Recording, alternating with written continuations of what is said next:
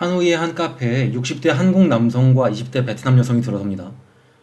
주변의 시선이 순식간에 쏠리고 수근거림이 들려옵니다.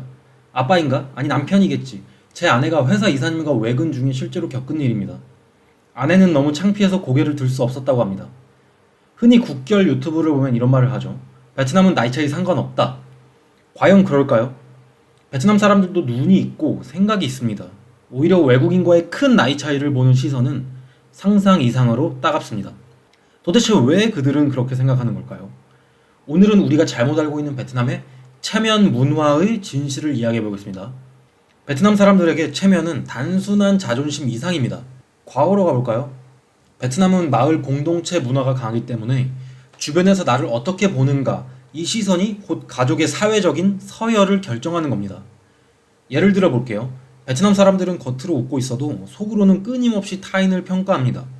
그래서 비즈니스 자리에서 상대방의 옷, 시계, 가방, 태도 이런 거에 민감한 겁니다.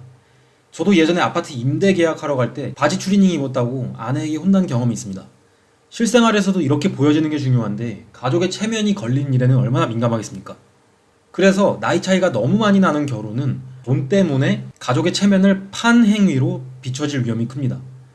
한국 사람들이 오해하는 것 중 하나가 베트남은 돈만 있으면 나이 차이 상관없다는 겁니다. 하지만 실제로는 그 반대인 경우도 있습니다. 베트남 사람들도 돈 물론 좋아하죠. 하지만 돈 때문에 나이 많은 외국인에게 딸을 보냈다는 소문이 동네에 퍼지는 순간에 그 가족의 체면은 바닥으로 떨어집니다. 주변 사람들은 겉으로는 부러워하는 척을 해도 뒤에서는 팔려갔다는 식의 냉소적인 시선을 보냅니다. 요즘 젊은 사람들 중에는 학력이 높고 도시에 사는 사람일수록 훨씬 더 체면과 자존감을 연결지어 생각합니다. 단순하게 생각해 볼게요. 페이스북이나 틱톡에 멋진 커플 인플루언서가 정말 많아요. 이 커플들은 보통 남녀의 취향이 비슷하고 외모가 뛰어납니다. 이런 커플이 멋진 커플이라는 인식이 잡혀버렸어요. 이런 상황에서 나이 차이가 큰 국제 결혼을 바라보는 베트남 MZ세대의 시선은 과거보다 더 부정적으로 변했습니다. 특히 이런 분위기는 도시에서 더 강하게 나타납니다. 호치민은 잘 모르겠습니다. 제가 하노이에 거주하니까요. 하노이 출신 사람들은 실제로 엘리트 의식이 꼴보기 싫을 정도로 심합니다. 어느 선진국에도 없는 자존심을 부리거든요. 실제 하노이 출신 사람들이 비교적 부유한 건 맞습니다. 하지만 더 부유하고 외적으로도 멋진 지방 사람이 훨씬 많거든요. 근데 하노이 사람들은 지방 사람이랑 엮이는 걸 피합니다. 말 섞는 걸 기분 나빠해요. 옆에서 보면 진짜 꼴불견입니다. 하노이 출신을 예로 들면 과해지긴 하지만 아무튼 베트남 사람들이 밖으로 보이는 모습을 중요시 여기는 건 마찬가지입니다. 연인과의 나이 차이도 포함되고요. 그래서 베트남에서는 외국인과 결혼한 여성들이 종종 이런 행동을 합니다. 남편을 포장합니다. 친구들이 남편 뭐 하는 사람이냐고 물어보면 이거 진짜 뭐 하는 사람인지 궁금한 게 아니라 결혼할 만한 뭐가 있었는지 떠보는 거거든요.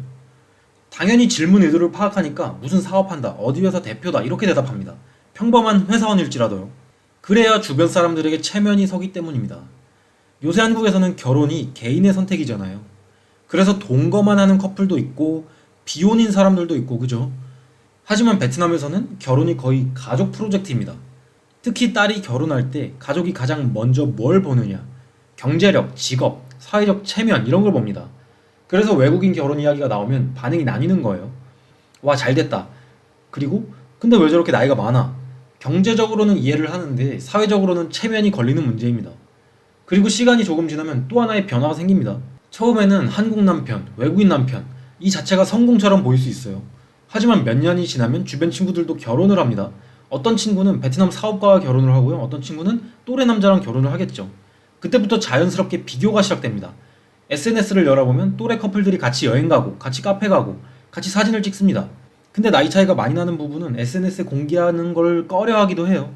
이때 어떤 생각이 들기도 합니다. 왜 나는 이렇게 결혼했지? 또 방향이 제가 항상 말하는 그 방향으로 가는 것 같죠?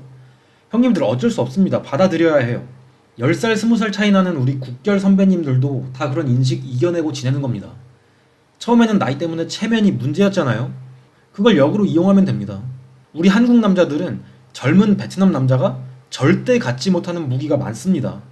예의범절, 매너, 약속 시간 개념, 경제적 책임감, 위생 이런 게 비교가 안 될 정도로 좋아요. 이건 제가 장담드립니다. 예를 들어보겠습니다. 신부의 친구들이 함께 모였어요. 남편 이야기가 나옵니다. 이때 남편이 어떤 사람인지가 중요해요. 약속 시간 잘 지키고 어른들 앞에서 예의 바르고 아내를 존중하는 모습을 보이면 주변 사람들의 평가가 바뀝니다. 처음에는 나이 많은 외국인이랑 결혼했네 이렇게 보던 사람들도 남편 되게 괜찮은 사람이네 이렇게 나오는 겁니다. 이런 말이 나오면 체면 문제는 어느 정도 해결되는 겁니다. 우리가 생각하는 것보다 베트남 남자들 생각보다 그렇게 좋은 신랑감이 아닙니다. 베트남에서는 이런 평가가 굉장히 중요합니다. 왜냐하면 한번 평판이 좋아지면 그 이야기가 계속 퍼지거든요. 반대로 평판이 나빠지면 그거 역시 굉장히 빠르게 퍼집니다. 그래서 돈으로 환심 사는 남자들이 결국 실패하는 거예요. 한국에서는 내가 돈 벌어온다 이런 말들이 어느 정도 통할 수 있죠. 하지만 베트남에서는 이게 오히려 체면을 깎는 행동이 될 수 있습니다. 왜냐하면 그 말을 듣는 순간에 주변 사람들은 역시 돈 때문에 결혼한 거네 이렇게 나오거든요. 그래서 오히려 겸손하게 행동하고 아내를 존중하는 모습을 보여주는 것이 훨씬 좋습니다. 이거 어렵지 않습니다. 그냥 형님들이 한국에서 하던 그대로 하면 됩니다. 한국에서 당연한 것들이 여기서는 젠틀맨이 되는 거예요. 엘리베이터 문 잡아주고, 뒷사람 지나가게 문 잡아주고, 편의점에서 직원한테 인사하고, 계산할 때 감사합니다 한마디 하고, 이런 겁니다. 이게 끝이에요. 이런 작은 행동 하나가 베트남에서는 굉장히 좋게 보입니다. 이런 평판이 쌓이면 주변 사람들의 시선도 바뀌거든요. 결국 베트남에서 중요한 건 나이 차이가 아니라 체면을 세워주는 관계인 거죠. 가족들 입장에서도 처음엔 나이가 많아서 걱정을 했어요. 근데 알고 보니까 졸라게 괜찮은 사람이면 된다는 겁니다. 그래서 국제결혼을 생각하고 있다면 아내를 사랑하는 것도 중요하지만 아내의 체면을 지켜주는 남편이 되는 것을 기억하셔야 해요. 그게 베트남에서는 훨씬 더 중요한 문제일 수 있습니다. 베트남은 겉으로 보면 굉장히 여유로워 보이지만 안으로 들어가 보면 사람들의 시선과 체면이 생각보다 훨씬 강하게 작동하는 사회입니다. 이걸 이해하지 못하면 베트남에서의 결혼도 생각보다 훨씬 어려워질 수도 있습니다.